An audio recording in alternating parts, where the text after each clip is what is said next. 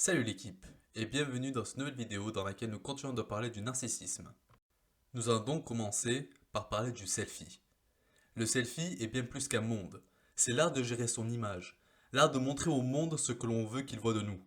Vous l'aurez compris, nos selfies en disent long sur nous. Un des premiers éléments est la fréquence de publication de celle-ci. Pourquoi certaines personnes postent-elles sans cesse des autoportraits sur les réseaux sociaux et d'autres jamais? Bien sûr, il y a un effet de génération. Les plus jeunes diffusent plus du fait d'une meilleure connaissance de l'utilisation des réseaux sociaux. Mais il n'y a pas que cela. Les recherches montrent d'importantes variations au sein d'un même groupe de personnes ayant le même âge. Nicolas Guéguin pense alors au degré de narcissisme. Celui-ci nous dit que selon l'enquête menée par Sorokowski, de l'Université de Pologne, auprès plus d'un millier de personnes âgées entre 22 et 24 ans, les chercheurs ont fait remplir un questionnaire de narcissisme aux participants et ont comptabilisé les selfies qu'ils avaient postés sur les réseaux sociaux au cours du mois précédent, en se limitant à ceux où ils figuraient seuls. Résultat, plus le score de narcissisme était grand, plus l'on publie de photos. Cela est particulièrement marqué chez les hommes. Afin de mieux explorer les liens entre narcissisme et selfie, les chercheurs ont mesuré 4 sous-dimensions de ce trait de caractère. Le leadership, donc aimer diriger et avoir de l'autorité sur les autres, la vanité, la tendance à se croire attirant et à vouloir se montrer, la suffisance, le degré de certitude dans ses actes et la difficulté de changer d'avis, et enfin le besoin d'admiration, donc la recherche d'attention et de compliments. Ils ont découvert que chez les hommes, c'est davantage la vanité qui explique la pratique du selfie. Ils aiment se montrer, sans avoir particulièrement besoin de l'opinion des autres pour confirmer leur bonne opinion d'eux-mêmes. Tandis que chez les femmes, c'est plutôt le besoin d'admiration pour se rassurer. Cela est sans doute dû au fait que l'on juge davantage les femmes sur leur physique. Le souci de mettre en scène son image expliquerait en tout cas un autre résultat obtenu par Dir de l'université d'Helsinki et ses collègues. Par rapport aux hommes, les femmes recadrent davantage leurs photos et ajoutent plus de filtres, des systèmes de retouche d'image qui peuvent aussi bien augmenter les teintes chaudes d'une photographie que rajouter un collier de fleurs au personnage. Des chercheurs ici de la Corée du Sud ont mesuré le narcissisme des participants et montré que lorsqu'il est élevé, non seulement ils diffusent davantage de selfies, mais en plus ils ont la ferme intention de continuer, voire d'intensifier leur pratique. Des entretiens avec les participants ont en outre permis d'analyser leur motivation. Résultat, nombre d'entre eux diffusaient des selfies pour des raisons liées plus ou moins directement à la recherche d'attention. Si les chercheurs ont aussi mis en évidence d'autres motivations, rester en contact avec les proches et les connaissances, conserver des souvenirs, tromper l'ennui par exemple, le désir de se mettre en avant est très présent chez les amateurs de selfies. Le risque est de tomber dans une véritable addiction. C'est ce qu'ont découvert Daniel Alpern de l'Université catholique du Chili et ses collègues grâce à une étude longitudinale, c'est-à-dire où l'on suit les mêmes personnes sur une longue période. En effet, les personnes très narcissiques diffusent de plus en plus de selfies avec le temps, ce qui en retour accroît leur narcissisme.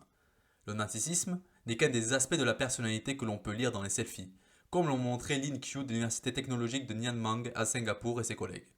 Au moyen de questionnaires standardisés, nous dit Nicolas Guéguin, les chercheurs ont analysé les 5 dimensions fondamentales de la personnalité d'amateur de selfie: l'ouverture à l'expérience, le caractère consciencieux, l'extraversion, l'agréabilité, donc à quel point l'on est altruiste et coopératif, et enfin le névrosisme, donc ce qui caractérise l'instabilité émotionnelle et la tendance à voir les choses en noir. Les chercheurs ont alors fait passer un de ces tests à plus de 600 adeptes des réseaux sociaux, dont ils ont disséqué les autoportraits. L'expression faciale, le cadrage, les retouches, la localisation, c'est-à-dire si c'était dans un lieu public ou un lieu privé, tout était passé au crible.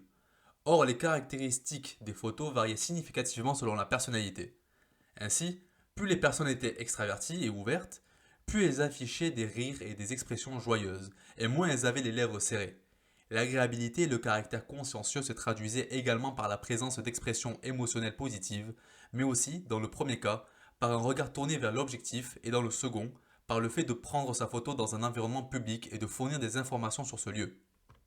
En outre, les personnes consciencieuses retouchaient moins leurs photos que les autres. Enfin, le selfie robot du névrosisme est le suivant. Peu d'expressions émotionnelles positives, tendance à zoomer sur une partie du visage et bouche en cul de poule. Les nombres de personnes présentes sur la photo comptent aussi. Nicolas Guégan nous dit que des psychologues ici de l'État de New York ont ainsi montré que ceux qui postent souvent des portraits de groupe ont des scores élevés d'extraversion et d'agréabilité. La fréquence des selfies de couple, en revanche, révèle plutôt à quel point l'on est amoureux. C'est ce qu'a mis en évidence Agnieszka de l'Université de Wrocław en Pologne, dans une étude impliquant près de 600 participants. Plus ils avaient un score élevé sur une échelle mesurant le degré de passion amoureuse, plus ils postaient de photos d'eux avec leur partenaire. Si certaines caractéristiques des selfies trahissent notre individualité, qui nous sommes ou ce que nous éprouvons, d'autres révèlent au contraire à quel point nous sommes influençables. Et notamment notre propension à nous laisser piéger par les stéréotypes, comme l'a montré Nicolas Doring de l'Institut technologique en Allemagne. Ce chercheur a examiné les poses adoptées sur 500 selfies, 250 masculins et 250 féminins, pris au hasard sur Instagram. Il a constaté plusieurs différences. Par exemple, nous dit Nicolas Guéguin, les femmes sont 2 fois plus nombreuses à regarder ailleurs que vers l'objectif et 4 fois plus nombreuses à mimer un baiser ou être dans une pose dite hors de contrôle, par exemple un faux rire. Et surtout, elles sont bien plus souvent couchées, sur le sol, le lit ou le canapé, vêtues d'une tenue qui laisse une large part de peau découverte, comme par exemple un short ou un débardeur, et enfin en train de se toucher le visage. Pourquoi? Parce que ce type de pose est surreprésenté chez les femmes dans les publicités de magazines. Pour Nicolas Doring, les selfies se conforment donc aux stéréotypes de genre véhiculés par les médias. Aucun photographe n'étant là pour nous dicter la pose, c'est le signe que nous intériorisons ces stéréotypes. Et pire encore, nous les accentuons, car la proportion de femmes adoptant ces poses est encore supérieure dans les selfies que dans les publicités. De très nombreuses recherches ont confirmé des différences de genre dans la pratique de selfies. Un projet nommé Selfie City, qui a examiné plusieurs milliers de ces photos postées sur Instagram dans plusieurs villes du monde, a ainsi montré que les femmes en diffusent davantage que les hommes. Il y en a environ 4,6 fois plus à Moscou.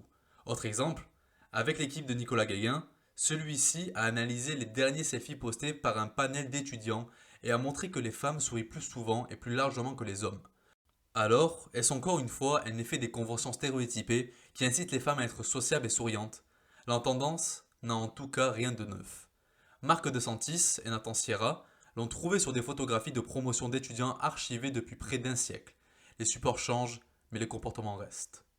Si j'ai décidé de faire 2 vidéos distinctes vis-à-vis du narcissisme, parce qu'en soi les deux sont assez courtes et j'aurais pu le faire en une seule vidéo, il était selon moi mieux, plus judicieux, de faire une vidéo spécialement consacrée aux selfies, parce que ça touche sans trop toucher au narcissisme. Par exemple, là, on n'a pas excessivement parlé du narcissisme, mais on en a parlé car c'était quand même lié à la vidéo précédente. Et c'est donc pour cette raison que je préférais scinder la vidéo sur le narcissisme en 2 parties, plutôt que d'en faire une seule grosse vidéo. Merci à vous d'être restés jusqu'à la fin et à très bientôt.